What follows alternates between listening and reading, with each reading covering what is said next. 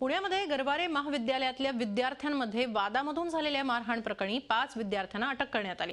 त्यांना शिवाजीनगर न्यायालयाने 27 तारखेपर्यंत पोलीस कोठडी सुनावली। शुक्रवारी रात्री मित्राच्या वाढदिवसाआधीच व्हॉट्सअप ग्रुपचं नाव का बदललं या क्षुल्लक कारणावरून हा वाद सुरू झाला आणि अगदी मारामारीपर्यंत पोहोचला। हद्द म्हणजे ग्रुपमधल्या मित्रांनीच मारहाण करून एकमेकांना गंभीर जखमीही केलं। या मारहाण प्रकरणात 20 ते 22 विद्यार्थी सहभागी होते। त्यात महाविद्यालयाबाहेरच्या काही जणांचा सहभाग असल्याचंही स्पष्ट झालंय।